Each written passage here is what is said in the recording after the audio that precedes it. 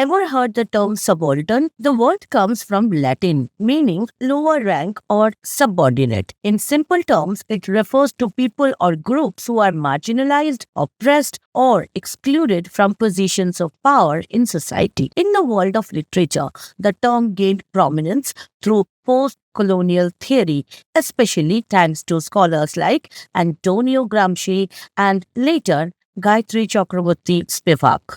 They used subaltern to describe individuals or communities whose stories have been silenced or ignored by dominant cultures. These are the perspectives we don't always see in mainstream narratives. One famous question posed by Spivak asks, can the subaltern speak? At first glance, it seems straightforward. Of course, marginalized people can talk, right? But Spivak argues that even when they do speak, their voices often go unheard because systems of power drown them out. For example, if someone writes a story about their struggles as lower caste individuals, will publishers take it seriously? Will readers listen? Or will it be dismissed because it doesn't fit the dominant narrative? In literature, the subaltern presents characters or themes that challenge traditional power structures. Take Arundhati Roy's novel, The God of Small Things, for instance. The book centers on the lives of women, children, and lower caste individuals, exploring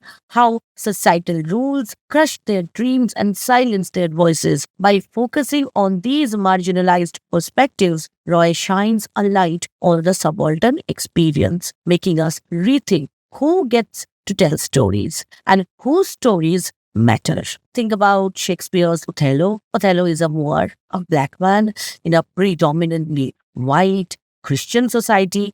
Despite his high rank as a general, he is constantly treated as an outsider. His tragic downfall reflects how systemic racism and prejudice silence even powerful figures like him. That makes Othello a kind of subaltern character. His voice is stifled by the very system he serves. Literature shapes how we see the world. When authors write about marginalized voices, they force us to confront uncomfortable truths about inequality, injustice. Reading about the subaltern helps us empathize with those who have been pushed aside and otherized, and reminds us that history isn't just written by the winners, it's also shaped by those who resist being erased.